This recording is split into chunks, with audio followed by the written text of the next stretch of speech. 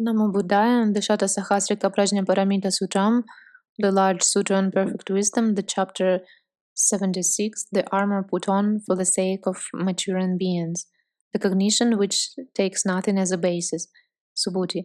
If, O Lord, a Bodhisattva courses in the six perfections, etc., in the 18 special Buddhadharmas, as well as in the 14 kinds of emptiness, having fulfilled the enlightenment-path, is incapable of fully knowing the Supreme Enlightenment, how then does a Bodhisattva fully know the Supreme Enlightenment, the Lord? When a Bodhisattva coursing in perfect wisdom courses through his skill and means in the perfection of giving without apprehending a gift, donor, recipient, and without coursing in any dharmas other than this, then he finds the path to enlightenment. It is thus that a Bodhisattva who courses in perfect wisdom will, through his skill and means, know the Supreme Enlightenment.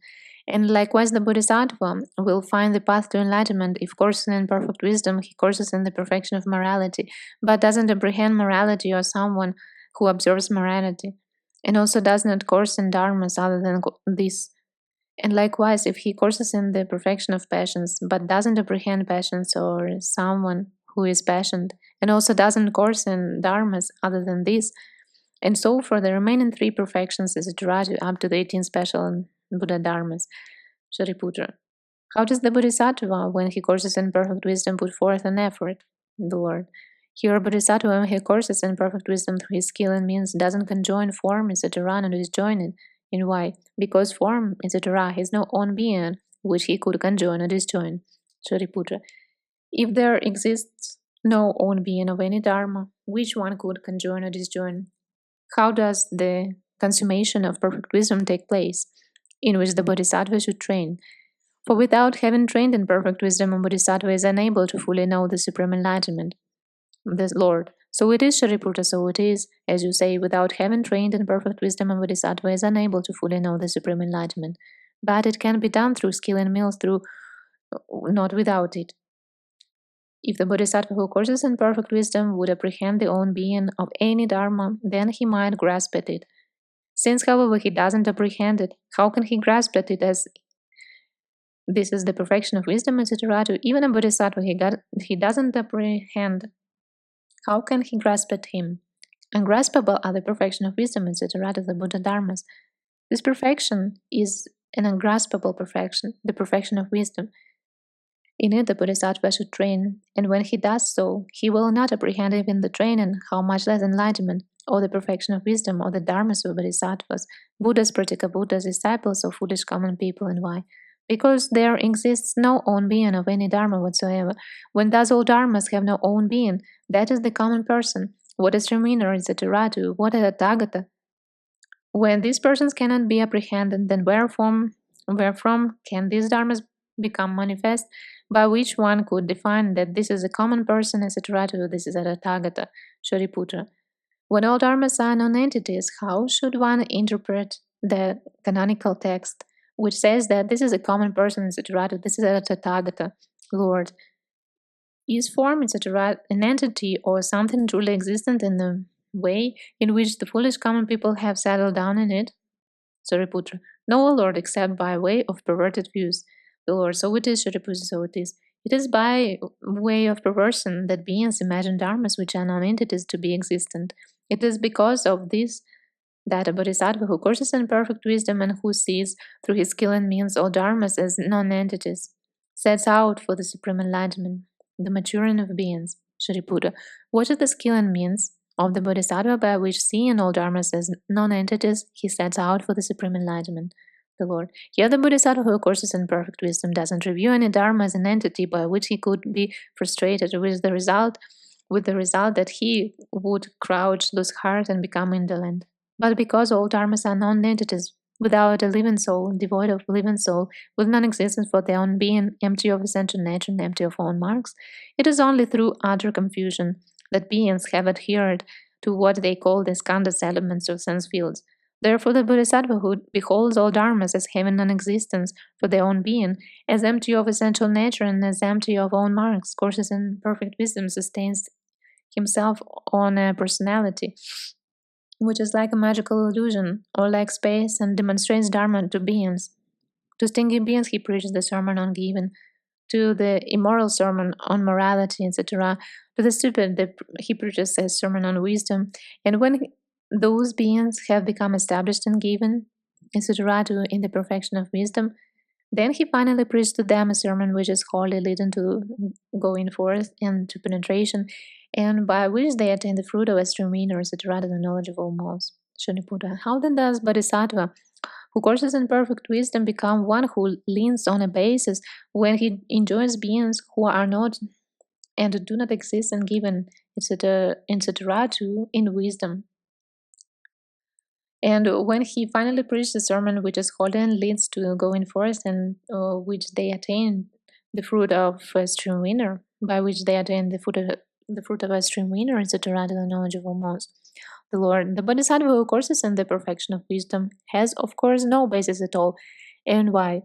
Because he apprehends no being whatsoever except that he speaks of them by way of conventional language and agrees symbols.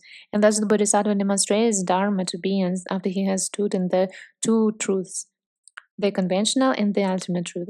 For when he has considered both truth, he apprehends no being and has no concept of a being. It is, on the contrary, through his skill and means that the Bodhisattva courses in perfect wisdom demonstrates Dharma to beings. In consequence, those beings in this very life do not apprehend the self, how much less that which they will attain, or that by which they will attain. It is that the Bodhisattva who courses in perfect wisdom demonstrates Dharma to beings through skill and means. Shariputra. A great product, indeed, O Lord, is the Bodhisattva, the great being. For he doesn't apprehend of any dharma whatsoever, the signless or manifoldness, or even the separatedness. And he is armed with such an armor that he doesn't actually appear in the world of sense desire, the world of form, or the formless world, neither in the conditioned or the unconditioned world. He liberates beings from the triple world, and yet he apprehends no beings or concept of a being. Where beings are not conceived they are neither bound nor freed, and they can undergo neither defilements nor purification, and no differentiation between the places of rebirth can therefore be conceived. In the absence of the differentiation between the places of rebirth, there is also no karma and no defilement. How can there be a karma result by which selves and beings could actually appear in samsara with its 5 places of rebirth, Lord? So it is, Subhuti, so it is, as you have said, if a being has existed in the past and later on had not existed, that would be a fault. And it would likewise be a fault in the Bodhisattva or Tathagata, had been in existence in the past and later and non-existent, and the same applies to samsara with its 5 places of rebirth. But because whether Tathagatas are produced or not established in this Dharmahood of Dharmas, the assages and non-falseness wherein there is no self-being, living soul, person, doer, or agent, how can there be the skandhas? And when those dharmas are not, how can there be in that samsara with its 5 places of rebirth from which beings should be liberated? But because these dharmas are empty of own being, therefore the Bodhisattva, having listened to the Buddhas, the lords of the past, firmly sets out for the supreme enlightenment through there is no therein any dharma which you could apprehend, or on which after apprehending it you could base your resolve, or in which beings have settled down except by way of perversion. It is that the Bodhisattva is armed with a great armor, which enables him to turn back on the supreme enlightenment.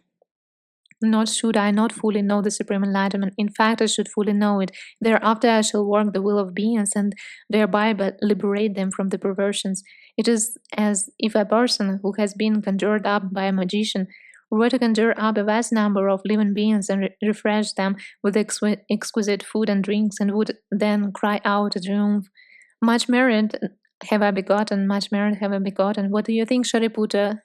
Would in this case anybody have been fed or refreshed? Shariputra, no, Lord.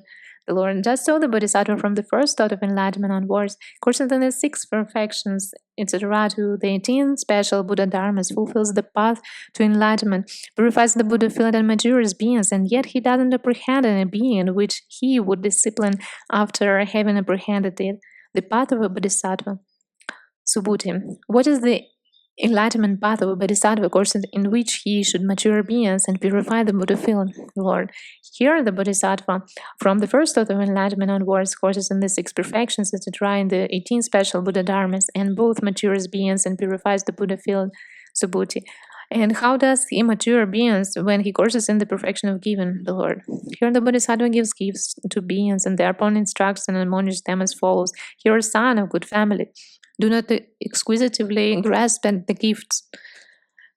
May you not cease by acquisitiveness with regard to the gift or produce your personality in such a way that in due course you will experience many ills. For here, in ultimate reality, there is no gift or its fruit. There is no donor or recipient. All these dharmas are empty of essential nature, and a dharma which is empty of essential nature cannot seize upon a dharma.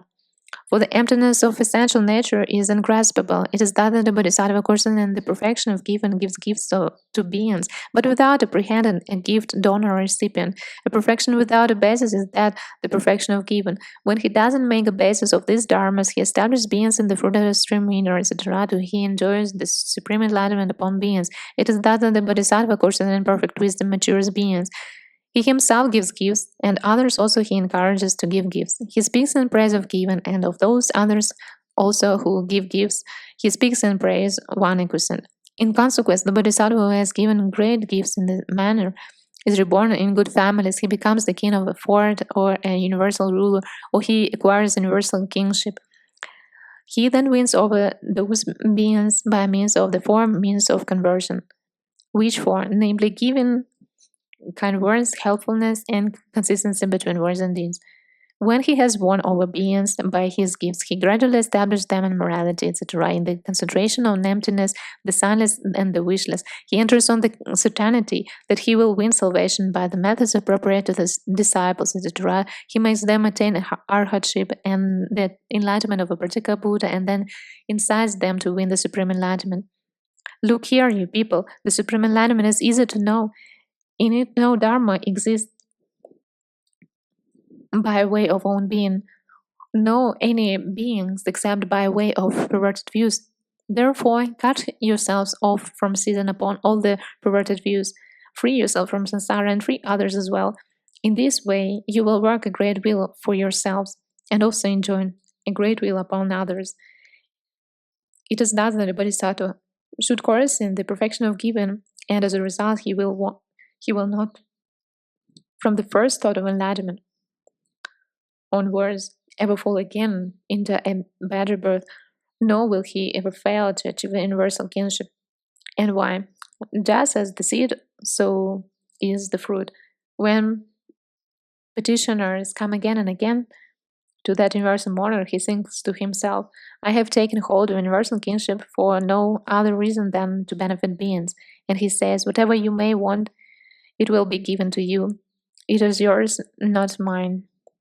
I have no desire even for this inward body, how much less for anything else. I have laid hold of samsara and for no other reason than to benefit all beings. Whereas he has no desire for samsara, he feels compassion and fulfills the great compassion which enables him to work the will of beings. And he doesn't apprehend those beings as fully real, but refers to them only as notions, agreed symbols, and conventional expressions. But this conventional expression is like an echo and should be known as incommunicable. It is that the Bodhisattva should course in the perfection of giving in such a way that there is nothing that he has not abandoned the beings, not even his own flesh, how much less those outward services by which beings should be free from samsara. Subhuti. And what are these services? The Lord. The six perfections, etc., to the 18 special Buddhadharmas are the services which help beings to get free from samsara. Moreover, the Bodhisattva who has stood in the perfection of giving and who gives gifts should then speak as follows. May you guard your morality. I will cause you to have an abundance of food, drinks, etc., to anything else that may be useful to you, for it is through your deficiency in these things that you do immoral deeds. That is why I will cause you to have an abundance of food, drinks, etc., the seven treasures, and in consequence you will, having stood in moral restraint, gradually put an end to ill through the three vehicles, the vehicle of disciples, the vehicle of practical Buddhas, and the cognition of knowledge of all modes. It is that the Bodhisattva who has stood in the perfection of given wins beings over through the perfection of morality. Moreover, the Bodhisattva, when he has stood in the perfection of given, speaks as follows to those beings who become enraged or who feel ill will. For what reason do you sons of good family feel ill will? If the lack of anything makes you feel ill will, then you can get it from me. I will bring about for you an abundance of food, drinks, etc., to anything that might be useful to you, so that you may not become angry or feel ill will. In this way, the Bodhisattva who has stood in the perfection of giving enjoins passions on beings. There is nowhere any existent or anything substantial from which your wrath is produced. An unreal fancy is this wrath. To real entity corresponds to it, nor is there a real entity which offends you, makes you feel anger or ill will, or which makes you belabor others with sticks or swords, or rob one another of life. When you have got angry as a result of an unfounded imagination, you will be hurled into the hells and animal world, or the world of Yama, or any other place of better birth, where you will experience painful feelings, intense, harsh, and bitter. Do not, O you people, for the sake of dharmas, which are non-entities, acquire a karma which precludes the acquisition of a human rebirth. How much more so that of Buddhahood? In fact, hard to get, sir, is Buddhahood. Hard to get is the acquisition of a human birth. May you not be estranged from this timely rebirth. May you not be filled with doubts. In consequence, the Bodhisattva perfects himself in passions and enjoys passions also on others. He speaks in praise of passions and also of those others who develop passions, one acquiescent. Thereupon, having enjoyed passions of those beings, having established them in passions, he leads them step by step to final nirvana through the three vehicles. It is thus that the Bodhisattva, when he has stood in the perfection of given, wins beings over to the perfection of passions. And how does the Bodhisattva person in the perfection of given enjoin the perfection of vigor on beings? Here the Bodhisattva who has known of beings who are indolent will say to them, for that reason have you become so indolent? For what reason have you become so indolent? And they will reply, because of the deficiency of the necessary conditions. But the Bodhisattva who courses in the perfection of given will say to them, I will surely provide you with all the necessary conditions, be they given or morality or passions or whatever else is necessary for you to exert vigor. In consequence, through the services of the Bodhisattva, those beings exert vigor, physical or mental, and through that physical and mental vigor, they fulfill all wholesome dharmas. Through them, again, they develop the holy dharmas without outflows, and as a result, they will attain the fruit of extreme winner, etc. They will fully know the supreme enlightenment. It is thus that the Bodhisattva who has stood in the perfection of giving wins beings over to the perfection of vigor. And how does the Bodhisattva who courses in the perfection of giving enjoy in the perfection of meditation on beings? Here the Bodhisattva who has seen beings who are distracted in their thoughts admonishes them as follows. How is it, O beings, that you do not enter on the trances? And they reply to him, because of the deficiency in the necessary conditions. But the Bodhisattva then says to them, I, my dear people, will provide you with the necessary conditions which will enable you to have no discursive thoughts concerning either inward or outward. Thereupon, the Bodhisattva will provide these beings with the conditions which enable them to have no discursive thoughts. And these beings, with their discursive thoughts cut off, will enter on the four trances and the four unlimited. Through those trances, they will come to develop the eightfold path, and as a result will gradually reach the final nirvana through the three vehicles. And some of them will not lose the path of enlightenment until they win the supreme enlightenment. It is that the Bodhisattva who has stood in the perfection of given wins beings over to the perfection of meditation. And how does the Bodhisattva who courses in the perfection of given win beings over to the perfection of wisdom? Here the Bodhisattva says to them, how is it, O beings, that you do not develop the perfection of wisdom? And they will reply, because of the deficiency in the necessary conditions. Thereupon the Bodhisattva who has stood in the perfection of given admonishes those beings as follows: avail yourself of your services, and when you give gifts, etc., to either enter into trance, then having fulfilled these modes, investigate as follows: is there any dharma which can be apprehended when the perfection of wisdom is being taught? As self, etc., to the supreme enlightenment. The Bodhisattva who courses in the perfection of wisdom thus does not apprehend any dharma. In consequence, he doesn't settle down in one. And in consequence, he doesn't review the production or stopping of any dharma whatsoever, nor its defilement or purification. As a result, he doesn't discriminate as follows: this is someone in the hells, this is an animal, this is someone in the world of Yama, this one is an asura, this one a god, this one a human being, this one a moral person, this one an immoral person, this one is Srimina, etc., to this one a Tathagata, an Arhat, a fully enlightened Buddha. This is thus that the Bodhisattva who has stood in the perfection of wisdom wins beings over to the perfection of wisdom. And how does the Bodhisattva, when he has stood in the sixth perfection, go so far as to acquire the 37 dharmas which act as wings to enlightenment? Here the Bodhisattva presents beings with services which help them to develop the four applications of mindfulness as derived to the Holy Eightfold Path.